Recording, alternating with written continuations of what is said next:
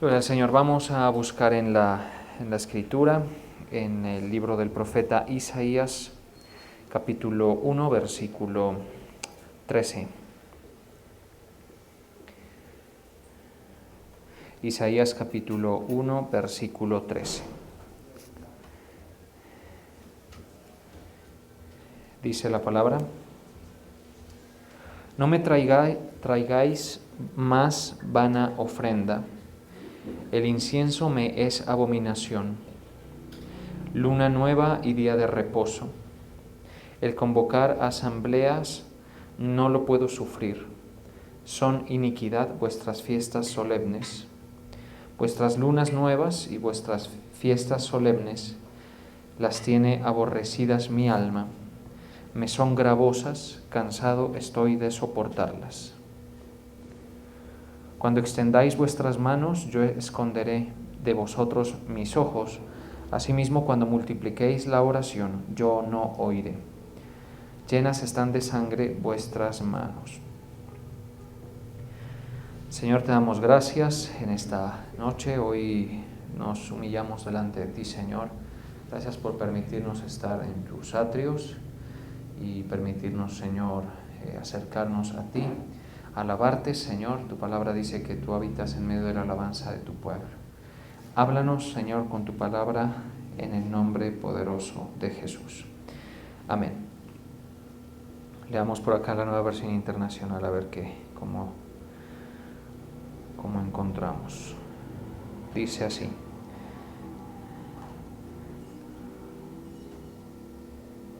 No me sigan trayendo vanas ofrendas, el incienso es para mí una abominación. Luna nueva, día de reposo, asambleas convocadas, no soporto que con su adoración me ofendan. Yo aborrezco sus lunas nuevas y festividades. Se me han vuelto una carga que estoy cansado de soportar. Cuando levantan sus manos, yo aparto de ustedes mis ojos. Aunque multipliquen sus oraciones, no las escucharé, pues tienen las manos llenas de sangre. Bien, el profeta Isaías aquí inicia el libro dando un mensaje bastante fuerte a la generación en la cual él le tocó vivir. Como sabemos, el profeta Isaías tuvo que profetizar en tiempos de Usías, Jotam, Acaz, Ezequías, reyes de Judá. Y pues por supuesto, cuando hablamos de que hubieron estos 4 reyes, pues es una temporada larga, ¿sí? En la cual el Señor le dirigió al pueblo, a los hijos de Israel, su palabra, y les decía a través de la profecía, pues les decía lo que debían corregir, lo que estaba mal, ¿sí? Y el profeta Isaías, tan pronto como inicia el libro, ya inicia denunciando y declarando el sentir de Dios, porque nosotros sabemos que un profeta hace eso precisamente, ¿no? Un profeta de Dios transmite lo que Dios quiere que la gente sepa, le es mostrado a esa persona lo que Dios dice, lo que Dios siente también, y lo transmite. Y tan pronto inicia el libro, es decir, en el capítulo 1, que es donde estamos, ya el Señor se expresa de esta manera al pueblo al cual estaba dirigiendo su palabra, es decir, a Judá, ¿sí? A Israel en general también se puede decir, pero particularmente a esta Judá. Entonces lo que le dice es bastante fuerte, porque le dice de entrada, le dice que no me traigáis más vana ofrenda, porque la nación de Israel siguió en el ritual que Dios mismo les había establecido, porque estamos de acuerdo que la ofrenda y la parte ritual del templo que se le ofrecía a Dios en aquellos tiempos, por supuesto había sido instituida por Dios mismo, de eso no cabe la menor duda. Pero ellos habían continuado en el rito y en el camino habían perdido el cuidado de tener atención a sus conductas, a evitar el pecado, por ejemplo, pecados graves que sabemos que Dios aborrece desde esa época y por supuesto hasta hoy, como cuáles, como por ejemplo la idolatría, la obstinación, la rebeldía, el derramamiento de sangre. Estos son como el contexto en el cual está hablando el pasaje, ¿sí? Entonces ellos, además de eso, fueron infieles al Señor en más de una ocasión. Es decir, estamos hablando de un tiempo en el que, a excepción hecha de Ezequías, el rey, el resto de reyes pues no fueron muy radicales en su búsqueda de Dios, y habían ciertas filtraciones en el pueblo de idolatría de los pueblos vecinos. Entonces ese es más o menos el contexto. Y ellos continuaron haciendo lo que se conoce como el culto, ¿sí? El culto en aquellos tiempos estaba instituido por el Señor ya desde hacía mucho, pero ellos continuaron haciéndolo. Y el Señor, cuando se expresa, dice: no me traigáis más vana ofrenda. Entonces, ¿qué observa el Señor? ¿Qué es lo que está diciendo? Lo que me están trayendo, la ofrenda que me están trayendo es vana. ¿Cuáles eran las ofrendas que le llevaban? Pues lo que él había pedido en tiempos pasados, pero ahora lo estaban haciendo de una forma vacía, sin reflexión, sin el corazón de verdad puesto en agradar al Señor. Y sobre todo, esto nos enseña que hay una condición en ellos que, por más que ellos quisieran entregarle a Dios algo aparentemente bueno, pues en un culto, en un culto, pues a pesar de eso, ellos estaban en la condición de pecado. Y entonces Dios tenía que ver, porque esa es la situación, que Dios ve la condición pecaminosa del hombre, ¿sí? Cosa que nosotros no la vemos. Por ejemplo, nosotros estamos aquí, algunos pues la mayoría vestidos decorosamente, todos aquí tratando, todo eso, pero nos vemos y realmente pues nosotros no vemos nuestros pecados, ¿sí? Y menos cuando estamos en silencio, ¿sí? Cuando estamos en silencio, pues nada malo hay en nosotros, aparentemente. Pero usted sabe, por ejemplo, que hoy usted pudo haber cometido 1, 2 o 3 pecados, algunos de ellos durante el día, en la mañana, qué sé yo, en la tarde, es decir, usted lo sabe. Y si no lo sabe, usted me dice: no, pero yo hoy no tengo como conciencia de haber cometido un error. Pues el hecho de que de pronto no seamos conscientes de que hayamos cometido un pecado, pues eso no significa necesariamente que no lo hayamos hecho, sino que ahí está. Dios lo pudo haber visto, ¿estamos de acuerdo? Entonces es diferente lo que ve Dios a lo que ve el hombre. Entonces cuando le traían la ofrenda, cuando venían a hacer el culto, el sacrificio, en fin, todas estas cosas, Dios tenía que ver esa condición de pecado. Las mentiras que dijeron, los fraudes que habían armado, las murmuraciones que habían hablado de otras personas, bueno, los falsos testimonios, en fin, ¿sí? Todo lo que uno se alcanza a imaginar y pues lo que no, porque usted sabe que las formas en las que el hombre peca son muy diversas. Otros, por ejemplo, en el pensamiento, con pensamientos de odio, pensamientos pues de venganza quizá, en fin, cualquier cosa. Entonces venían y el Señor dijo: yo eso me cansa. Y las expresiones que utiliza acá son interesantes. Dice, el incienso me es abominación. El incienso era para, con el olor agradable, pues agradar al Señor, pero el incienso estaba siendo abominación para él. Luna nueva y días de reposo, el convocar asamblea, no lo puedo sufrir. Entonces, ellos estaban presentando un culto, una ofrenda al Señor, un holocausto, si se quiere, estaban haciéndolo, pero el primero que estaba alejado de eso era aquel al que querían honrar, entre comillas, a Dios mismo. El primero, mire, el primero al que querían honrar era el primero que se había ido, el que no podía soportar esa reunión, esa reunión que se hacía para honrar al Señor. ¿Estamos de acuerdo con esa supuesta intención? Insisto. No lo puedo sufrir. Son iniquidad vuestras fiestas solemnes. ¿Por qué? Porque el Señor no va a pasar por alto, ¿sí?, el pecado, aún en aquellos que religiosamente se acercan a Él, ¿sí? Supuestamente. Mire, hoy por hoy la gente piensa, por ejemplo, que rezando o haciendo o asistiendo a la iglesia, y esto también nos aplica a nosotros, porque nosotros venimos a la iglesia y podemos caer en el error de que el Señor va a pasar por alto el pecado que tenemos. Y no lo va a pasar por alto. Es decir, si tú vienes, mejor dicho, con que vengas, basta con que vengas a la iglesia y te acerques con la intención supuestamente de agradar al Señor, de honrar al Señor, pero estés en la condición de pecado, ¿sí? Pues lamentablemente el Señor no va a poder soportar ni va a poder coexistir en esa asamblea, en ese lugar. ¿Sí? Hay gente que, este dicho lo han acuñado varias veces, dice, el que peca y reza, creo, empata, dicen, ¿cierto? Eso lo he escuchado yo más de una vez. Y nada más lejos de la realidad. O sea, las obras buenas que tú hagas no contrarrestan las obras malas que tú has hecho y que estás haciendo, que continúas haciendo, ¿estamos de acuerdo?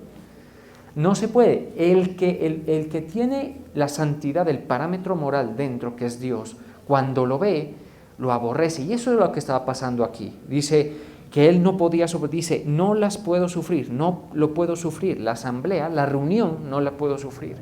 ¿Sí? Mire qué situación tan desafortunada, porque se supone que el más importante en esa reunión era aquel al que querían agradar, que era Dios, pero él no soportaba la asamblea. ¿Qué pasaba entonces? ¿Cuál era el problema? El problema es que la gente, según lo que dice aquí, estaba en haciendo lo malo. ¿Qué es hacer lo malo? Hacer lo malo es hacer todo aquello que Dios ha prohibido hacer, ¿sí? Que Dios no le gusta, que Dios aborrece, que Dios abomina, todas las cosas, ya sea con nuestra mente, con nuestros actos, en fin, en cualquier manera, ¿sí? Eso era lo que sucedía. Por eso dice aquí, cansado, dice, vuestras lunas nuevas y vuestras fiestas solemnes las tiene aborrecidas mi alma. El alma del Señor aborrecía esas celebraciones. Me son gravosas, cansado estoy de soportarlas, esas expresiones del Señor. Y ellos habían olvidado la importancia de que su pecado esté expiado, de que su pecado esté resuelto delante del Señor.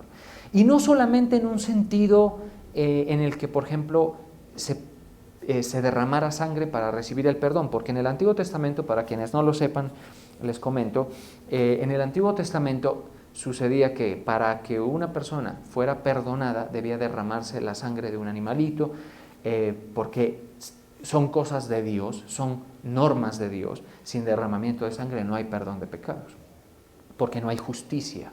Y la justicia de Dios se satisface cuando se transfiere la culpa. El animalito que derramaba su sangre recibía transferencia de la culpa de la persona o el grupo de personas que habían cometido el pecado. ¿Estamos de acuerdo? Entonces, eso era lo que sucedía. Ellos podían haber hecho eso, pero ¿qué pasaba?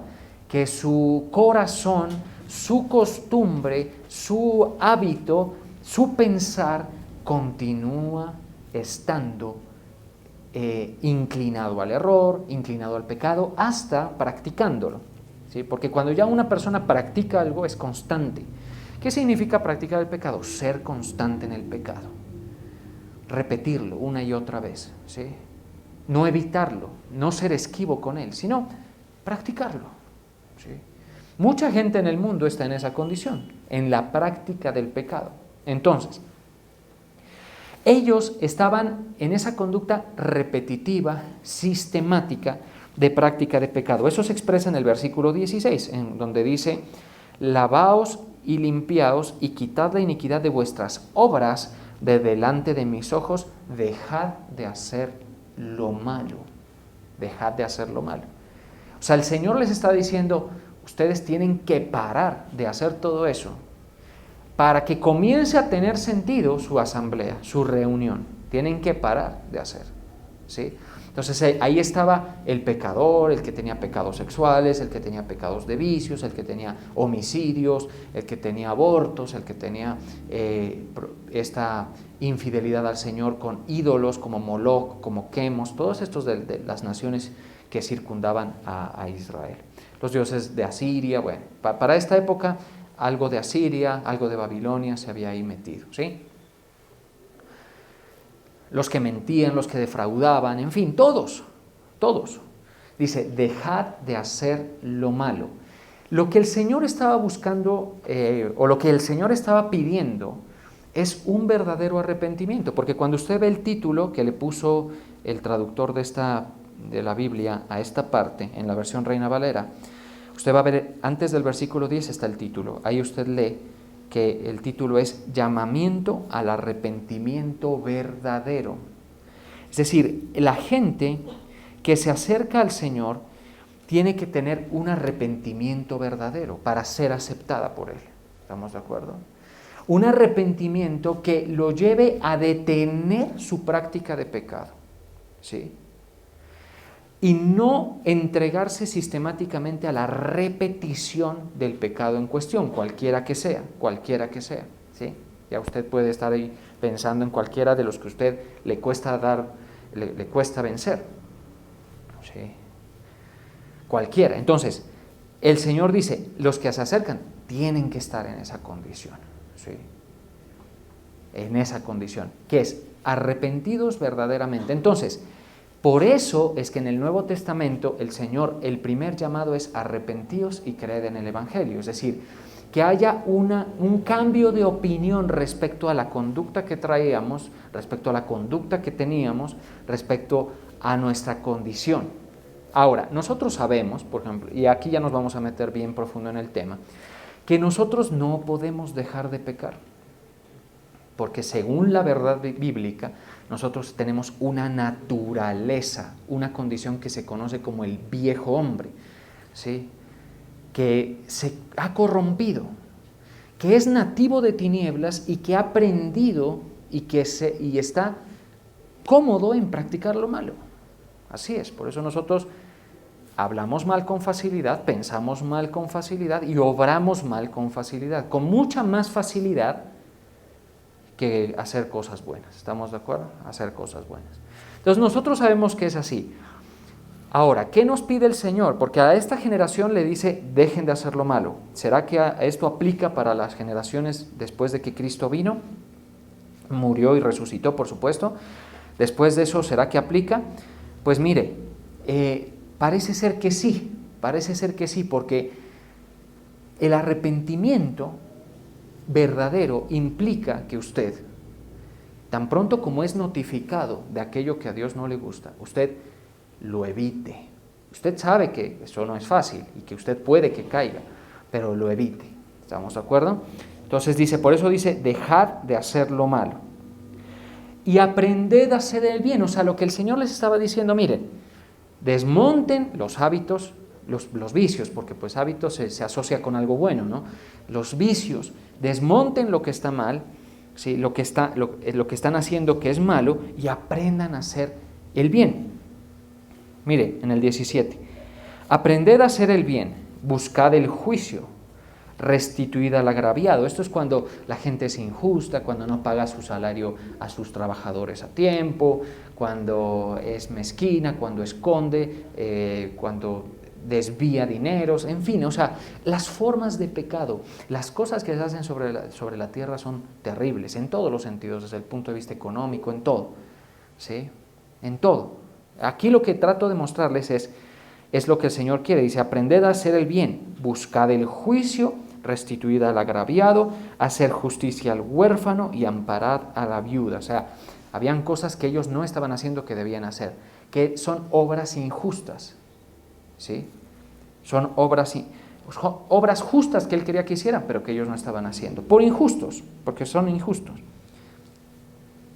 Y entonces esa situación a uno lo pone a pensar, bueno, ahora que entonces ellos van a poder luchar contra el pecado, entonces a ellos les entregó el Señor ese sistema de los sacrificios animales, en los que se transfería la culpa y se quitaba la culpa para ellos poder seguir relacionándose con Dios, pero como ellos ya estaban en la práctica sistemática, ya eso había perdido total sentido, ¿sí?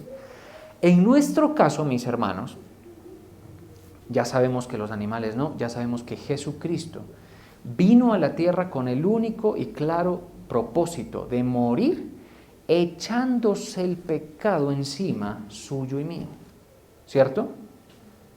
Echándoselo encima, no practicándolo, sino cogiéndolo y echándose la culpa, la responsabilidad de ese pecado. Eso fue lo que el Señor Jesucristo vino a hacer.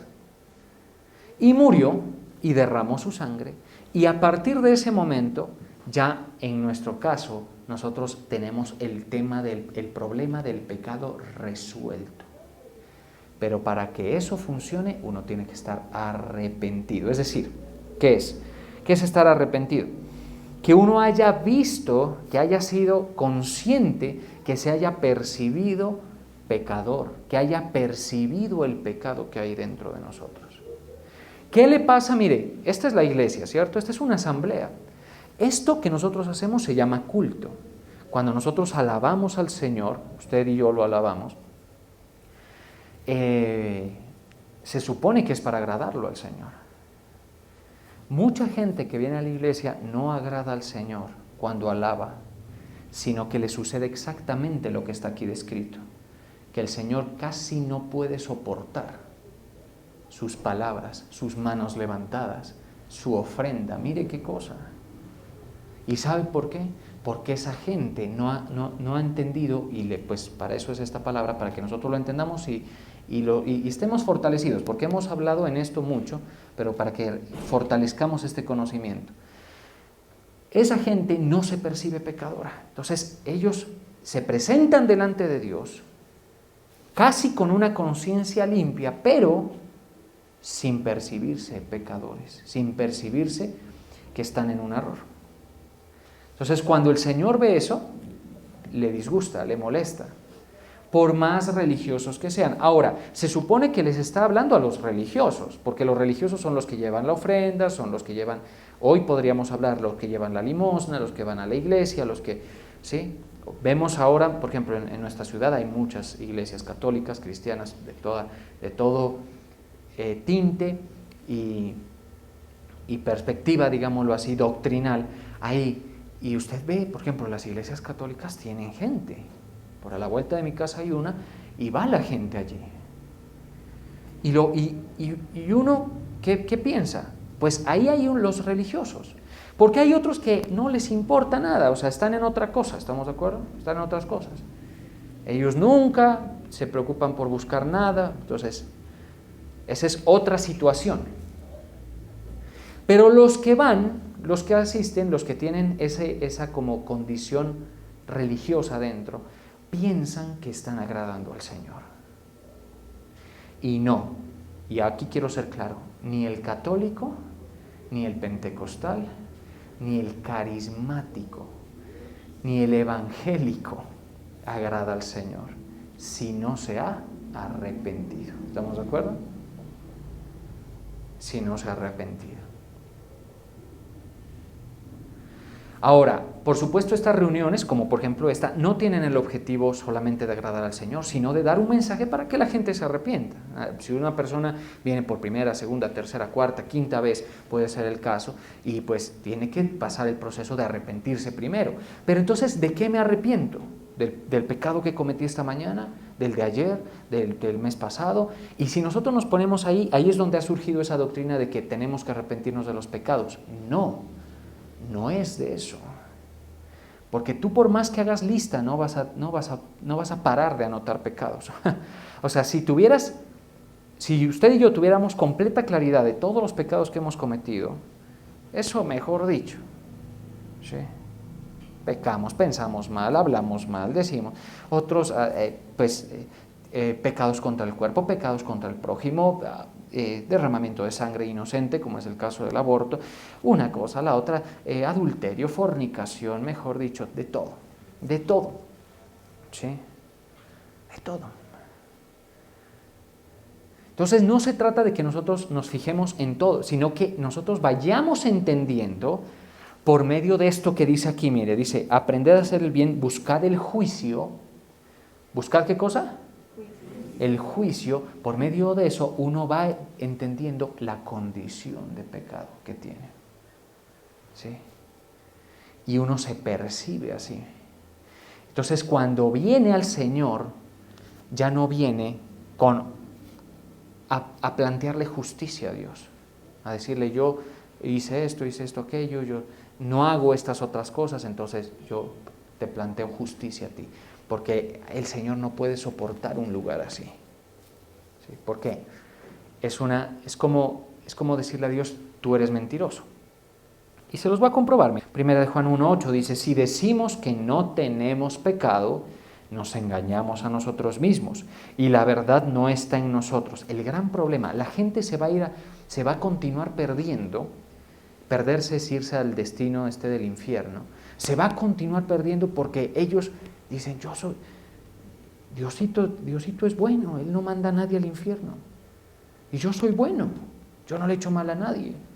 Es más, mire, yo soy de esos que tienen en el bumper de su carro que freno por los animales. ¿Ha mirado esos anuncios que dice, cuidado, yo freno, mantenga su distancia, algo así es que dice? Sí, o sea, gente de un buen corazón, ¿sí? De un buen corazón. Si decimos que no tenemos pecado, nos engañamos a nosotros mismos y la verdad no está en nosotros. La gente, el problema que tiene es que se sigue viendo justa. Se sigue viendo justa. Sí. Y nadie lo es. Si confesamos nuestros pecados, Él es fiel y justo para perdonar nuestros pecados y limpiarnos de toda maldad. Para confesar un pecado hay que ser consciente de él, ¿cierto? Confesión de pecado. Eso es importante en el día a día con el Señor. Una vez hemos sido salvos, confesar nuestros pecados. Porque confesar nuestros pecados significa que somos conscientes y que no queremos practicarlos. Pero el otro no, el otro lo practica y da lo mismo. ¿Sí? Y justo para perdonar nuestros pecados y limpiarnos de toda maldad. Si decimos que no hemos pecado, le hacemos a Él mentiroso y su palabra no está en nosotros. Entonces, en la medida en que la palabra de Dios vaya entrando en tu mente, presta atención a esto, por favor. En la medida en que la palabra de Dios va entrando en tu mente, vas siendo cada vez más consciente de la condición de la que el Señor nos vino a salvar. ¿Estamos de acuerdo? De la que el Señor nos vino a salvar. Una vez entendemos nuestra condición de pecado, nosotros no queremos hacer lo malo. Y yo he encontrado esto que es bien importante porque usted tiene que ver si en realidad usted tiene derecho a la salvación. Porque, como les digo, por estar viniendo no necesariamente tiene usted derecho a la salvación. ¿O sí? Según esta verdad. Como en el caso de a la gente a la que le está dirigiendo el mensaje el Señor. ¿Tiene derecho a la salvación por estar viniendo? No, Señor.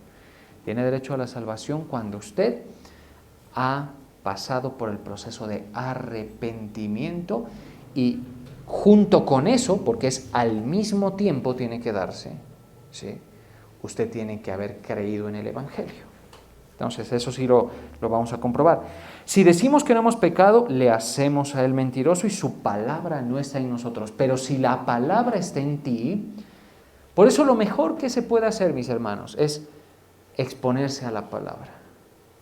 Porque en la palabra de Dios, que se exhibe, que se describe, que se explica a partir de las verdades bíblicas, allí está el recurso para que nuestra conciencia, para que nuestra condición sea alumbrada. Ahí está la luz. Por eso hay un pasaje, un salmo que dice, lámpara es a tus pies tu palabra y lumbrera a mi camino. Si usted no escucha la palabra de Dios, usted está en tinieblas, aunque no lo sepa, como lo decía el apóstol en la reunión que tuvimos, el pueblo asentado en tinieblas, ¿recuerda? Ahí está cómodo con eso. Sí. Y ahí usted no va a percibir nada, pero cuando la palabra del Señor comienza a entrar, Entonces ya está dentro de usted. Una de las señales de que la palabra de Dios habita en el corazón de una persona es que acepta con total honestidad la condición de pecado que él tiene, ¿sí? Que esa persona tiene. Y cuando se presenta al Señor, lo hace primero tramitado su pecado. ¿Cómo se tramita el pecado? Y ahorita vamos a ver, a través de Jesucristo, el Evangelio. Pero además de eso, después de haber, se acerca al Señor sin, ¿cómo le digo? Sin expectativas en su justicia. Esa es como la mejor forma de explicarlo. Sin expectativas en la justicia propia. ¿Sí? Sin expectativas en la justicia propia. Y esto lo podemos comprobar acá. En Lucas 18, conocidísima parábola, 18:9. Entonces esto es para ti y para mí. ¿Sí? Porque la forma más rápida de estar en el error, mientras se ubican en Lucas 18:9, es confiar en nosotros mismos, en nuestra justicia. Es la forma más rápida de equivocarnos con Dios. Confiar en que nosotros, ser nuestro propio parámetro de justicia. Parábola del fariseo y el publicano. A unos, mire que es que la palabra no nos da escape, nos aprieta gentilmente, por supuesto, pero es la verdad. A unos que confiaban en sí mismos, ¿qué dice? Como justos. Esa es la gente, se va a ir al infierno, que es el lugar de castigo que Dios ha diseñado para el pecador, porque se cree justa. Se cree justo. ¿Sí? Ahora, no son todos, por supuesto. Mucha gente le va a resultar hasta fácil aceptar que es pecador. ¿Por qué le va a quedar fácil? Porque ha visto sus errores. Pero una cosa es decir, por ejemplo, yo le preguntaba cuando a veces uno comparte, hágales esta pregunta a las personas y espere que este tipo de respuestas, por ejemplo, yo le preguntaba a alguien, le decía, ¿se considera usted una buena persona? Entonces él me decía, pues, trato, ¿no? Trato de ser una buena persona, trato de ser generoso, en fin. Y yo le pregunto, ¿y si usted se muriera hoy? Hágales esta pregunta a los que usted quiera hacerles ver la situación jurídica delante de Dios. Hágales esta pregunta, ¿y si usted se muriera hoy, su alma, porque sabemos que el alma no muere, ¿cierto? ¿Dónde se iría? ¿Al cielo o al infierno? No, pues yo no. Yo he tenido errores. Ahí la gente dice, yo he tenido errores, pero Diosito sabe, Diosito es bueno, yo he sido un buen padre, yo he sido una buena madre, yo he sido esto, yo he sido aquello, yo he sido un buen trabajador. Bien. Claro, y muy seguramente lo son, porque es que la perspectiva humana hace que nosotros veamos a unos mejores que otros y a unos justos y a otros injustos. Pero la perspectiva de Dios es diferente, ¿estamos de acuerdo? Bajo la perspectiva de Dios, Él ve a todos deficientes. Por supuesto, hay pecados superiores, ¿no? Una escala de pecado superior, pero en general a todos los ve deficiente. Tanto es así que cuando a él le dijeron, maestro, bueno, ¿qué haré para heredar la vida eterna? ¿Cuál fue la respuesta del Señor Jesucristo? ¿Por qué me llamas? Mire qué cosa. Eso, en el caso de él se aplica que fuera bueno, pero él no lo acepta para desmontar en la mente de la gente ese concepto. ¿Qué haré para heredar la vida eterna? Sí. La vida eterna es escapar de la ira de Dios en el infierno. ¿Estamos de acuerdo? Entonces, él le dice, bueno, no hay ninguno, solamente Dios. Así es como ve las cosas. Y usted dirá, pero qué exageración, me parece un exceso. ¿Por qué? Nosotros, por ejemplo, hay gente que dice, si Dios existe, Él es el culpable, Él me hizo así como soy yo, conflictivo, pendenciero quizá, inestable, Él me hizo así. Y no es así, eso es contrario a la verdad. Dios no hizo así a la gente. Hay muchas cosas que hay en ti que son defectos, estados de corrupción, ¿sí? Y en mí también, pues naturalmente, por supuesto que sí. A unos que confiaban en sí mismos como justos y menospreciaban a los otros, rasgo muy común y una evidencia muy típica de la gente que se cree justa, que menosprecia a los otros, dijo también esta parábola. Dos hombres subieron al templo a orar. Mire, aquí estamos en la misma escena de Isaías 1 en adelante. ¿Estaban dónde? En el templo. ¿Y la gente va a ser oída porque necesariamente vaya al templo? No. Por eso es importante esa prédica que dimos de religioso o nacido de nuevo. ¿Qué eres tú, un religioso o un nacido de nuevo? Bueno. Subió a orar, dijo: Dios, te doy gracias porque no soy como los otros hombres, ladrones, injustos, adúlteros, ni aun como este publicano. Ayuno 2 veces a la semana, doy diezmos de todo lo que gano. Por eso, mis hermanos, que nuestra devoción al Señor no la confundamos con santidad necesaria para ser salvos. No, nunca, ¿sí?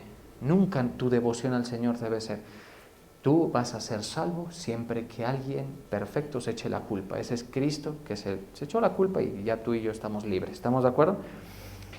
Más él dice: y diezmos de todo lo que gano. Más el publicano, estando lejos, que no quería ni aun alzar a los ojos al cielo, sino que se golpeaba el pecho diciendo: sé propicio a mí, pecador. Entonces tú tienes que terminar tienes que terminar percibiéndote como el publicano, y yo también. Soy pecador. Sé propicio a mí, pecador. Esa es la forma correcta de relacionarse con Dios, estando, pues, por supuesto, en esta condición en la que estamos, que es una condición que fácilmente practica el pecado. ¿Sí? Sé propicio a mi pecador. Palabra de Jesucristo. Esto es algo que no es mío, ni de ningún apóstol de la Escritura, que ya fuera importante, pero es de Cristo mismo. Os digo que éste descendió a su casa justificado. Entonces, ¿será lo mismo una persona justa a una persona justificada? No lo es. Una persona justa es porque por su propia condición tiene una conducta justa que Dios dice que es justa. Pero otra cosa es justificado. Un justificado soy yo o usted cuando hemos creído en el Evangelio. Que no somos justos, nos falta para eso. Puede que hayan virtudes, cualquier cosa, pero no nos falta para eso. Pero hemos sido justificados, o sea, como que se nos dio una condición en Cristo Jesús para ser considerados así. Allí el culto sí tiene sentido, porque el Señor ya no ve lo que lo estorba de nosotros, el pecado. ¿Estamos de acuerdo? Entonces, por eso es que el culto es importante. Y por eso es que cuando nosotros oramos y alabamos al Señor, ya estando en Cristo, después de que estamos arrepentidos y todo, ya es muy diferente. El Señor se mueve, es propicio, el culto le agrada al Señor, por supuesto, pero es porque estamos cubiertos con la sangre de Cristo. Bien importante eso, mis hermanos. Bien importante. Sí. Entonces, cuando el Señor, las primeras palabras de Cristo fue, cuando comenzó su ministerio, en Marcos 1:15 dice: el tiempo se ha cumplido, el reino de Dios se ha acercado, arrepentíos y creed en el Evangelio. Entonces, tú tienes que cambiar de opinión respecto de tu condición y respecto de la condición del hombre. ¿Sí? Por eso es que la Biblia dice, por ejemplo, que en el hombre no hay salvación. Pero ¿cuánto le cuesta creer eso a la gente de la iglesia? Porque ven en la gente excelencias, ven condiciones que les hacen ir en pos de ellos. Y no es así. Y creen en el Evangelio. Entonces, ¿qué es el Evangelio? Ustedes ya lo saben. El Evangelio es esta propuesta, estas buenas noticias de que hubo alguien perfecto, ese es nuestro Señor Jesucristo, que se puso en disposición para que le transfiriéramos el pecado. Qué cosa tan interesante esto. ¿Sí? ¿Por qué? ¿Y por qué es interesante? Porque mucha gente religiosa no entiende estas cosas. ¿Sí? Por eso es que siguen viviendo en sus vidas egoístas y enfocadas en sí mismos. Porque ellos no se sienten beneficiarios de ninguna obra. ¿Sí? Son religiosos, pero no tienen nada de verdad en sus mentes. Entonces, cuídate tú mucho de eso, porque esto, como te digo, no respeta evangélicos, no respeta protestantes, no respeta nada. Lo que sí podemos decir es que, por supuesto, hay presentaciones del Evangelio y posturas que están más cerca de la verdad, ¿sí? Están más cerca de la verdad. Y por ejemplo, en estas reuniones así, por supuesto que se exhibe la palabra de Dios con transparencia y ahí uno entiende estas cosas. Arrepentidos y creed en el Evangelio. Una vez que tú has creído en el Evangelio, ya entonces puedes levantar tus manos. Esto es para los salvos. El culto es para los salvos, ¿estamos de acuerdo? La ofrenda es para los salvos. El servicio es para los salvos. ¿Sí? Al Señor, porque hay una relación viabilizada. Lo otro es diferente, lo otro son intentos humanos de agradar a Dios, pero pasando por alto lo que Él más aborrece, las conductas, ¿sí? Y se los digo porque es difícil que la gente realmente entre en condición de arrepentimiento. Mucha gente no va a ceder, porque sencillamente arrepentirse significa dejar de percibirse como se percibían, dejar de darse gusto en ciertas cosas. Alguien hace un tiempo llegó y estuvo asistiendo cierto tiempo aquí a la iglesia y pidió que le diéramos consejos sobre si abortar o no a su bebé. Sí, y nos dijo sobre esa situación. Ahora, yo sé que mucha gente en el mundo, sin ser cristiano, tener su nombre escrito en los cielos, sin ser salvo, aborrece lo del aborto. Tienen una condición moral mejor, por supuesto. Más cercana a Dios, pero todavía distante. Más cercana, pero todavía distante. Pero lo cierto es que esta persona llegó y cuando se le dijo que eso al Señor no le gustaba y que eso era un pecado grave, pues siguió asistiendo un tiempo y finalmente dejó de asistir. Pero cuando le digo que estuvo asistiendo un tiempo, significa que la palabra no entró y que la condición de ella respecto de eso nunca cambió y finalmente nos enteramos que lo hizo. Hizo lo que, claro, porque arrepentirse significa verse diferente, tramitar diferente aquí en la mente cómo nos percibimos. La gente, por ejemplo, se quiere complacer en el mundo y cree que tiene derecho a cosas y todo, es porque se percibe digna. Así se ve la gente. Pero la verdad es que no es así. Esa no es la verdadera condición, la condición que el Señor ve en nosotros. Entonces,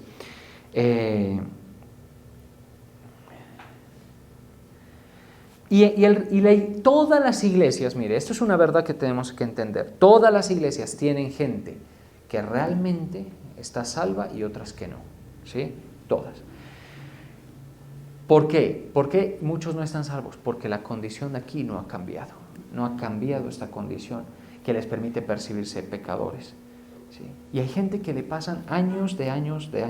Entonces, lo que el apóstol Pedro les dice cuando comenzó una de sus primeras predicaciones en Hechos 31, dice lo siguiente. Hechos 3:19 dice, así que arrepentíos y convertíos, para que sean borrados vuestros pecados, para que venga de la presencia del Señor tiempos de refrigerio.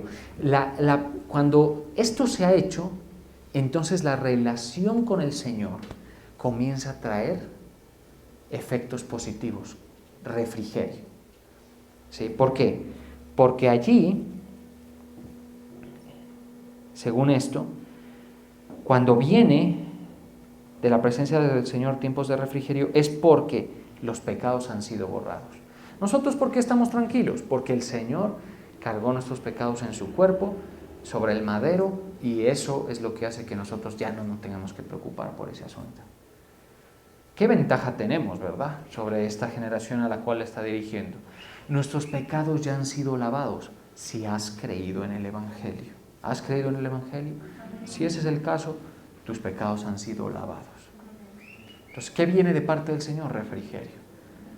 ¿Sí? El amor del Padre está sobre nosotros, el cuidado del Padre. ¿Sí? Y alguien dirá de pronto por ahí, ¿y sobre mí qué? ¿Y sobre quienes no han creído? No, así de severo es Dios, así de fuerte es Dios. Sí, pues lamento decirte que la situación bíblica, la verdad bíblica no nos permite pensar otra cosa. ¿Sabes qué dice la Biblia? Que hay en la gente que no ha creído el Evangelio ira de Dios. Porque la ira de Dios se revela. Dice Efesios 5:3, dice, pero fornicación y toda inmundicia o avaricia, esa sí que está en todos, ni aun se nombre entre vosotros, como conviene a santos. Ni palabras deshonestas, ni necedades, ni truanerías, que no convienen, sino antes bien acciones de gracias.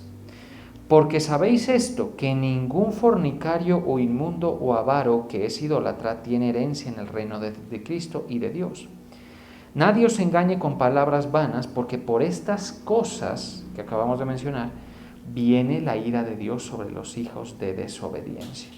Y los hijos de desobediencia no son solo los que hacen esas cosas. Los hijos de desobediencia son todos aquellos que no obedecen al Evangelio, que no obedecen a la fe. Espero dejarles claro esto, porque esto es como la filigrana del Evangelio, es decir, para no estar perdidos y para que también ustedes continúen esa labor de alcanzar a la gente, de llevarles el mensaje. Mire, muchos de ustedes están rodeados de personas que están muertos en sus delitos y pecados, que lo que hay sobre ellos es ira de Dios, y a veces están demasiado cerca de ustedes. Y sabe, nosotros los creyentes a veces somos bien lentos para entender la urgencia que hay en predicar, de transmitir el mensaje a otras personas. Somos lentos. Claro, porque a veces ni siquiera hemos del todo nosotros entendido qué es lo que estamos haciendo aquí. Aquí esto se puede confundir con religiosidad, con cualquier cosa. La gente puede estar aquí por amistades, puede estar aquí por cualquier cosa, menos por una verdadera vocación en Cristo después de haber creído el Evangelio. ¿Estamos de acuerdo? Eso puede suceder. Y están allí a tu alrededor, ¿sí? Y en ellos hay esa condición espiritual de tinieblas que indica aquí, ¿sí?, que hace que la ira de Dios venga sobre los hijos de desobediencia. Entonces, cuando el Señor, mire, estamos hablando de una condición de desobediencia en la gente en general. Fornicarios, vamos a regresarnos ahí un poquito, dice, inmundos, fornicarios, avaros, eso es muy común. Si no, ve a las familias después de que los abuelos que tenían plata mueren. Los hermanos, la mayoría ni se hablan, ¿sí? Esa condición. Idólatras, idolatría, palabras deshonestas, ni necedades y todo. Y todo eso está así. Son hijos de ira. La ira de Dios está sobre ellos.